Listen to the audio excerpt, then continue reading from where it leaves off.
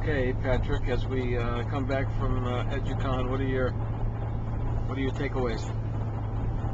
The takeaways is I think the fact that the conversations that we're having with people that are starting to get what we need to do with our schools need to be carried over locally on a much smaller scale, kind of a grassroots level.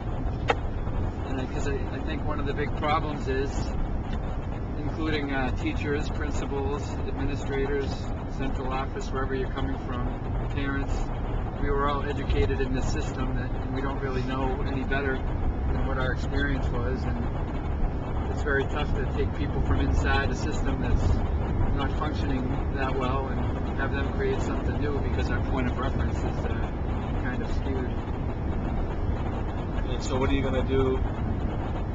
What are you going to do tomorrow to start doing that? I think just we're in Burlington anyway, in the high school. We're talking about core values, but again, I get worried that we've had a lot of conversations, and that's a good point, because I think at some point you need to stop having conversations and start making some actions, even if they're actions that prove to be misguided at first. It's better than staying still, which is what we're doing in a lot of cases. All right, so Eric, I know you struggled with this debate between idealism and pragmatism, so what are you going to do tomorrow as superintendent that you didn't think you were going to do until you went to Educon? Well, I want to get comfortable with some of the tools, and what I was most impressed about with Educon are just, a couple things is, I think, from my perspective, it can really enhance communication. We can really get more parents, students, teachers involved in conversations, and so that was one thing. And then the second thing, I was really impressed with the students. If you notice, they were interacting with all the adults. They're very comfortable. I just think to have more learning where there's learning happening with both. You're going to head towards not towards New York City.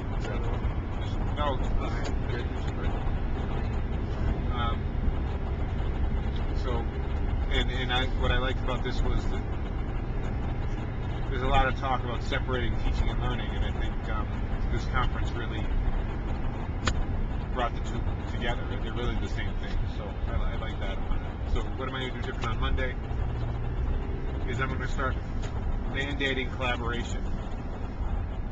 No, I have to sort through some stuff in my head, but I would like to start using tools to enhance communication. Okay, anything else that you want to add to the discussion here? Any other last minute thoughts?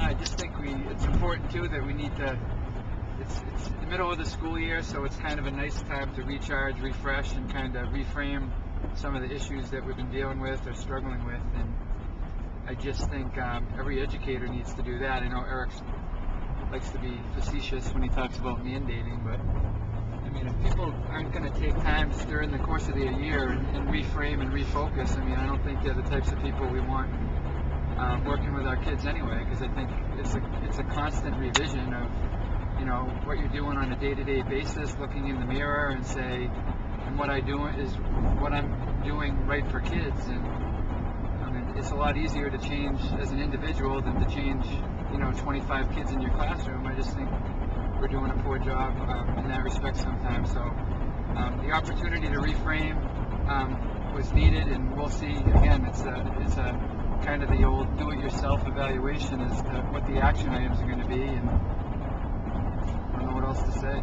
But I think it's also explaining to kids what your expectations are, because kids will rise to any expectation you give them. So you could say for any source or any piece of writing a kid does, you could say you want to have one comment or one edit, or the teacher could say this from someone outside the country, and just leave it at that. Don't solve the problem for them. Don't do all the steps. Just leave it at that. Some might pick a relative. Some may have someone call on the phone. Some may use some sort of archaic technology, and then people are going to say, oh my God, there's stalkers out there, and you're exposing but I'm saying I think you have to be prepared for that, provide a secure way of doing that. They're not unmonitored, but I bet most of the kids can solve the problem pretty easily. Yeah, I think one of the things to take away from Educon is we've been way too prescriptive with a lot of what we've been doing in our schools, and we need to give broader frames, not more descriptive standards. We need kind of broader standards with, giving kids all kinds of flexibility within those to accomplish what we want them to accomplish. But the teacher doesn't have to be the expert. The teacher can be the expert in the content area or an expert in writing, per se. Right. But doesn't have to solve every single problem or know every single solution prior to the lesson taking place. Yeah, but I think nowadays, as long as you're connected, the teacher's no longer the expert. Because there's somebody out there you can connect with that's always going to be more of an expert than the teacher that's in the classroom. Yeah, but there's always going to be a better superintendent. Yeah. Well, maybe not in my own mind, but in reality, that's the truth. So I'm just saying that shouldn't be a fearful situation. No, I don't think so at all. All I'm saying is most lesson plans are sort of have a beginning and an end, and are meant to be complete. And I just don't think that that's necessarily how learning is. So Yeah, it's kind of an endless journey. I like what Dean Sharesky said in his session this morning about when one of his students starts a blog, he sends them a note or tells them, "You have a follower for life." And I just think that's kind of a good model when it comes to learning. It's like we're all learning together. There's no finish line. That's the great thing about it. The people that think they're there, as far as the expert misnomer, aren't necessarily the people I want to learn from. I don't think we're ever there, and that's the exciting part about it. And the problem in schools is that we set up learning so there is a finish point. I guess that's probably not the way we should be doing it either. So if we accept that if there's no end to learning, then maybe we should begin to assess the process more than the end point. Yeah, there you go.